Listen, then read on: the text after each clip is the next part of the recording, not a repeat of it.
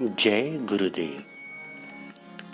श्रीमद् दशवें कालिक सूत्र के चतुर्थ अध्याय के अंतिम गाथाओं के परिप्रेक्ष्य में व्याख्यायित इस साधना के प्रायोगिक विधि के कार्यशाला के अष्टम सत्र में आपका स्वागत है। इससे पहले हम 7 भागों की चर्चा कर चुके हैं। आज 8वां भाग आपके सामने प्रस्तुत है।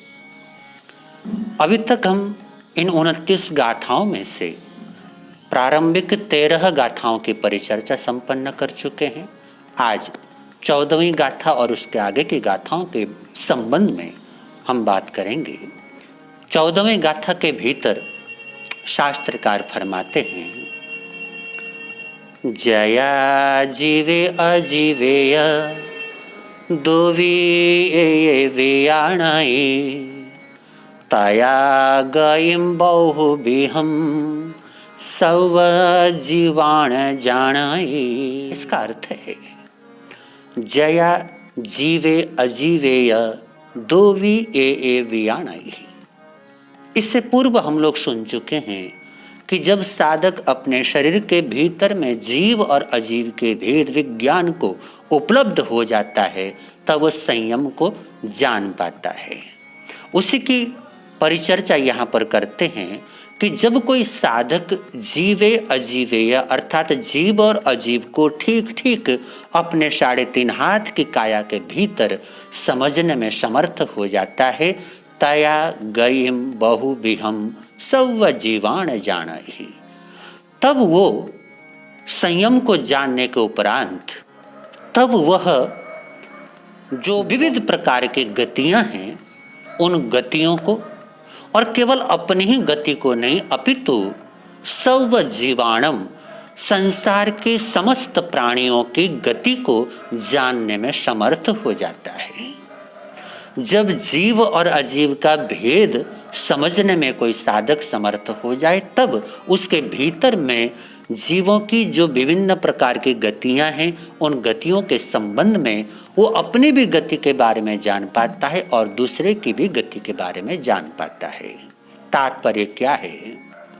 इसका तात्पर्य है कि जिस समय जीव और अजीव का भेद उसने जान लिया, आत्मबोध से संपन्न बन गया और संयम को जानने में समर्थ हो गया, तब वो देख पाता है कि मेरी जो आत्मा है वो हमेशा एक रूप में नहीं रहती।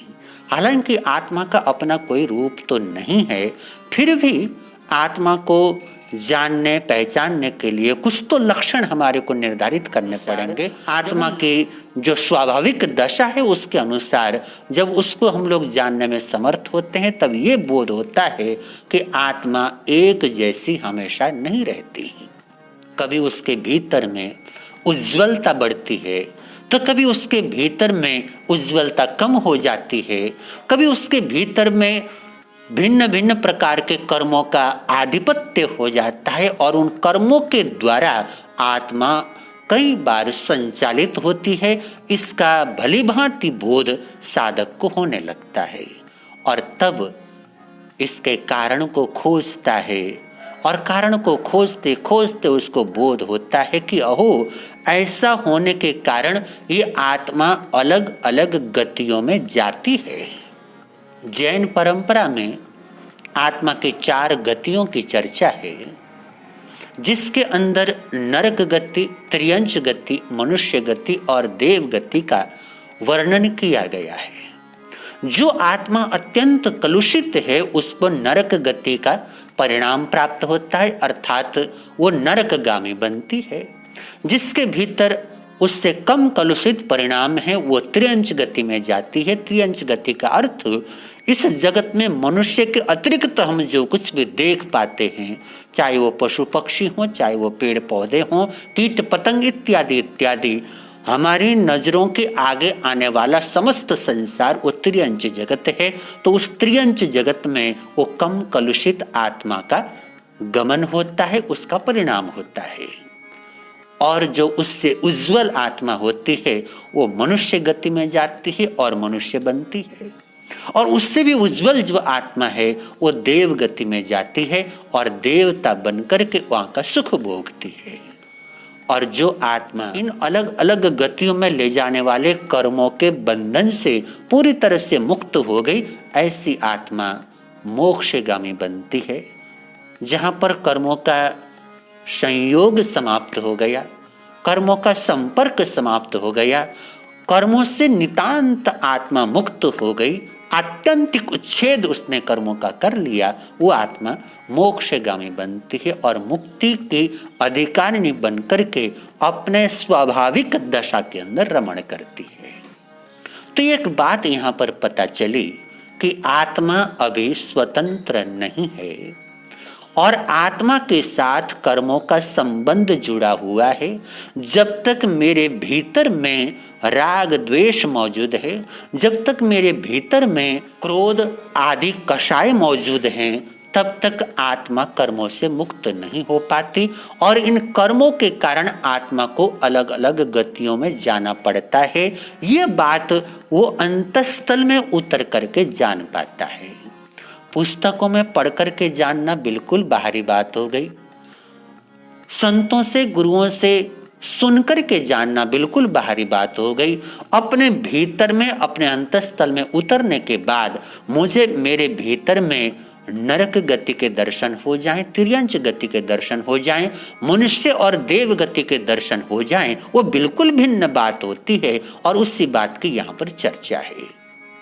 ये जो नरक गति है या त्रियंच गति है या चारों की चारों गतियां हैं, वो एकदम से तो नहीं होती। आखिर हमारी आत्मा के भीतर उस प्रकार के परिणाम, उस प्रकार की व्यवस्था धीमे धीमे जब बनती चली जाए, तब जाकर के मृत्यु के उपरांत कोई आत्मा नरकगामी बनती है। उसका अर्थ यह कदापि नहीं है कि हमारी मृत्यु के बाद नरक की शुरुआत हुई। हकीकत में जीते जी जिसकी आत्मा कलुषित है, वो नरक की शुरुआत हो चुकी है। मृत्यु के बाद तो वो नरकगामी बन गई, ऐसा स्पष्ट रूप से हम लोग जानते हैं, किंतु उसकी शुरुआत पहले ही हो जाती है। और अपने भीतर में जब कोई साधक उतरता है तो इस शुरुआत को देख पाता है। अहो, मेरी आत्मा कलुषित है, अर्थात मुझे नरकगामी बनना पड़ेगा। पड़ेगा क्यों, मैं नरकगामी बन ही गया, ऐसा बोध उसको होने लगता है। और जो आत्मा त्रियंच गति में ले जाने वाले कर्मों के परिणामों से भरी हुई है, वो आत्मा त्रियंच गति की ओर जाएगी क्या, सचमुच में त्रियंच गति की ओर वो आत्मा जा रही है, ऐसा बोध उस साधक को होता है। इसी प्रकार मनुष्य गति के लिए, इसी प्रकार देव गति के लिए जो जिम्मेदार कर्म हैं और उन कर्मों के अनुसार जो परिणाम घटित होते हैं, उन परिणामों को ऐसा अंतर दर्शन करने वाला अंतर यात्री जो साधक है, वो भीतर में महसूस कर पाता है। अर्थात वो मरने के बाद नरक में जाए न जाए, मरने के बाद त्रियंच गति में जाए अथवा न जाए, मरने के बाद मनुष्य बने अथवा देव बने, वो बात उसके लिए महत्वपूर्ण नहीं होती। वो जीते जी अपने भीतर में चारों गतियों की व्यवस्था को देख लेता है। और जब अपनी आत्मा की इस गति को देखता है, इस अवस्था को देखता है, तब उसको बोध होता है कि मात्र मेरी आत्मा के साथ ये बात नहीं है, संसार के समस्त आत्माओं के साथ यही बात है कि जो आत्मा कलुषित परिणामी है वो नरकगामी बनती है। जो आत्मा त्रियंच गति में जाने वाले कर्मों को संपादित करती है, वो त्रियंच गति में जाने वाली बनती है। और जो आत्मा मनुष्य गति के लिए जिम्मेदार कर्मों का संचय करती है, वो मनुष्य गति में जाती है। और देव गति में जाने वाली आत्मा, ऐसे कर्मों का संचय करने वाली आत्मा देव गति में जाती है। ये चारों गतियों की जो व्यवस्था है, इस व्यवस्था को भली भांति वो साधक देख पाता है, जान पाता है। तभी तो शास्त्रकार बोल रहे हैं, तया गयम बहुविहम सर्व जीवान जानाई। तब गतियों की जो बहुविध व्यवस्था है, सभी जीवों के साथ घटित होने वाली जो व्यवस्था है, इसको वह साधक भली भांति जान पाता है। इसके बाद अगली अर्थात 15वीं गाथा के भीतर शास्त्रकार फरमाते हैं, जया गयम बहुविहम सर्व जीवान जानाई, ताया पुण्यम च पावम च बंधम मोक्षम च जानाई। जब गतियों की व्यवस्था के दर्शन वो कर लेता है, तब भीतर में एक प्रश्न उठता है कि आखिर इन गतियों में ले जाने वाला कर्म, उसका बंधन वो होता कैसे है, उसका क्या स्वरूप है। जब उसकी ओर वो दृष्टिपात करता है तब उसको बोध होता है, अहो तया पुण्यम च पावम च बंधम मोक्षम च जानई। तब वो पुण्य को जान लेता है, पाप को जान लेता है, बंधन को जान लेता है और मोक्ष को जान लेता है। पुण्य और पाप, व्यक्ति जो भी कर्मों का संचय करता है उनमें अच्छे कर्मों को पुण्य कर्म बोला जाता है और बुरे कर्मों को पाप कर्म बोला जाता है।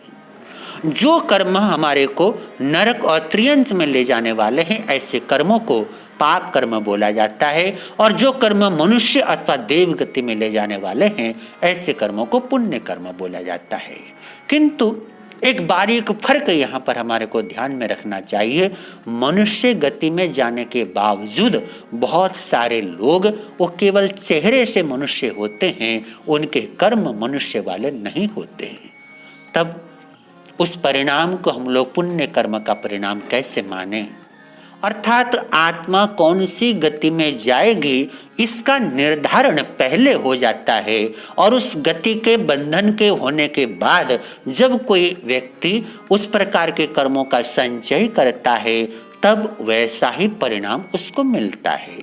अर्थात इस आत्मा ने अगले जन्म में मनुष्य बनना है, ये निश्चित हो गया, और ये निश्चित होने के बाद जब वो आत्मा गलत कर्म करना शुरू करती है, बुरे कर्मों का संपादन करना शुरू करती है, तब मनुष्य बनने के बावजूद वो बुराई के साथ जीने को मजबूर हो जाती है।